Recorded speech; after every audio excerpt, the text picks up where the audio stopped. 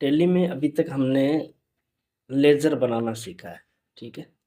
आज हम सीखेंगे एंट्री कैसे करते हैं, टैली में एंट्री कैसे करते हैं।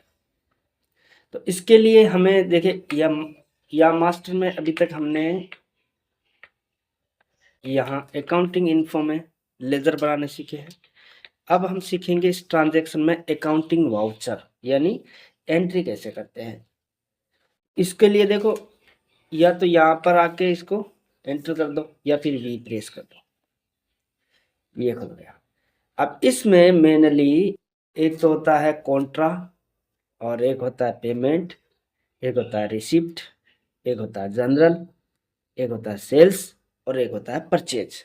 यानी इतने टाइप की एंट्रीज होती है।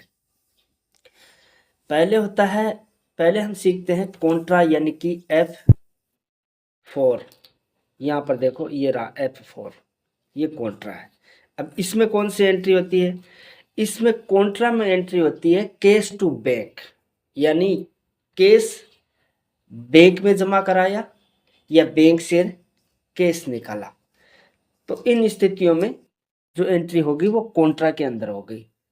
जैसे एक नंबर मान लो हम देखते हैं cash deposit into Canara bank ₹4000, Canara bank में 4000 रुपये जमा करवाए।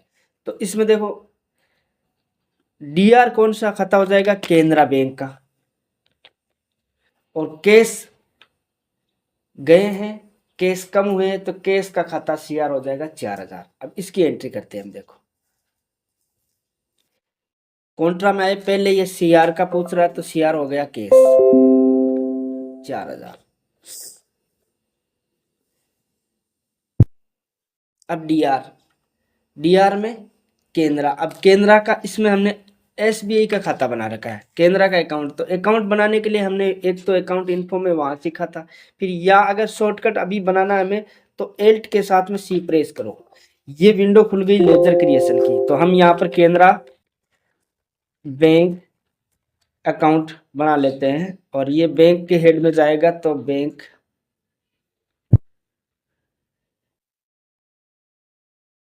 ये खाता, ये हमारा केनरा बैंक का खाता बन गया।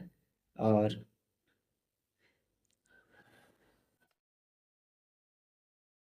ये पूछ रहा कौन कौन से कैसे 500 के, तो 8 नोट 500 के जमा कराए। और बैंक यहाँ पर हम नरेशन लिख देते हैं, बीइंग कैश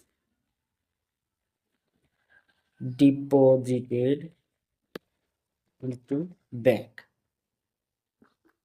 ये हो गए।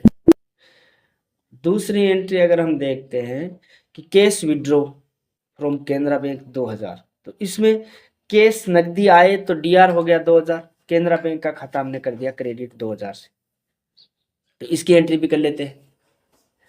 तो इसमें डीआर हो जाएगा केनरा बैंक 2000। अगर चेक है, चेक नंबर से दिया है तो चेकिंग नंबर लिख दो, तारीख है तो तारीख लिख दो, डीआर हो जाएगा कैश।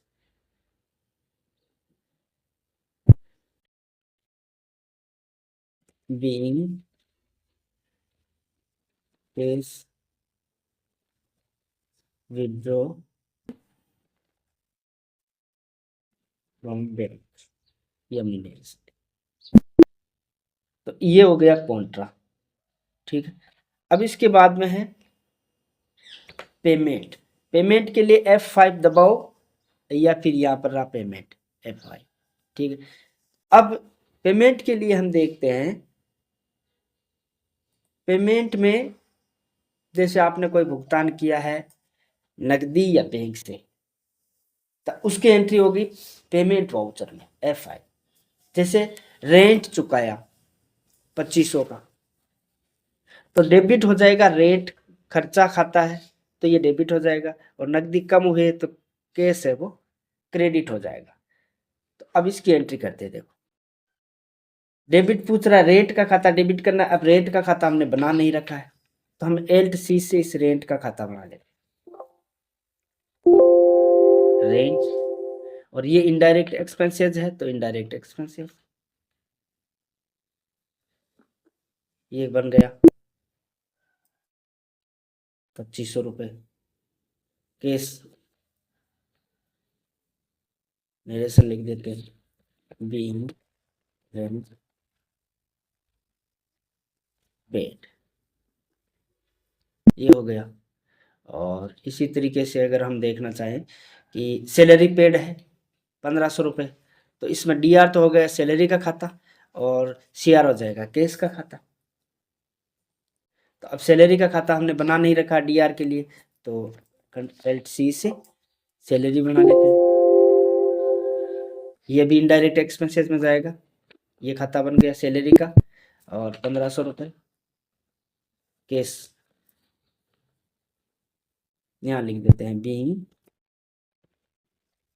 Salary paid. ये हो गया पेमेंट वाउचर। अब है F6 रिसिप्ट वाउचर, तो ये यहाँ पर देख लेते हैं। F6 में जब भुगतान प्राप्त होता है तब हम F6 में एंट्री करते हैं, जैसे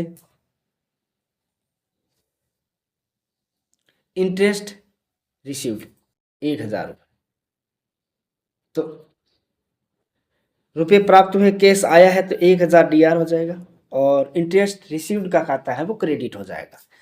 अब देखो इसकी एंट्री हम करते हैं, तो क्रेडिट करना है इंटरेस्ट रिसीव्ड का खाता, वो हमने बनाया नहीं है तो हम बना लेते हैं LC से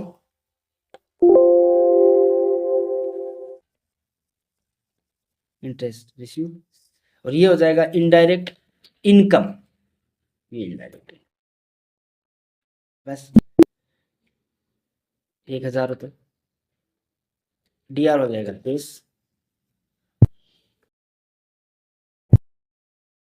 यहाँ पर हम लिख देते हैं बीइंग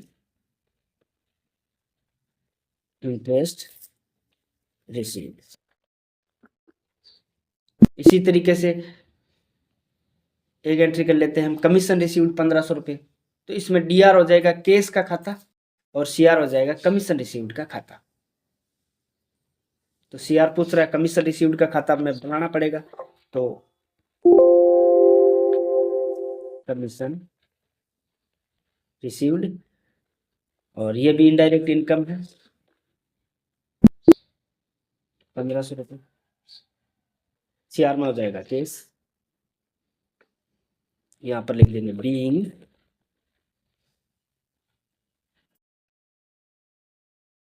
कमीशन रिसीव्ड, ये हो गया। तो आज हमने कॉन्ट्रा F4 और पेमेंट F5 और रिसिप्ट F6 इसमें एंट्री करना सीखा है। इससे आगे हम अगली क्लास में सीखेंगे।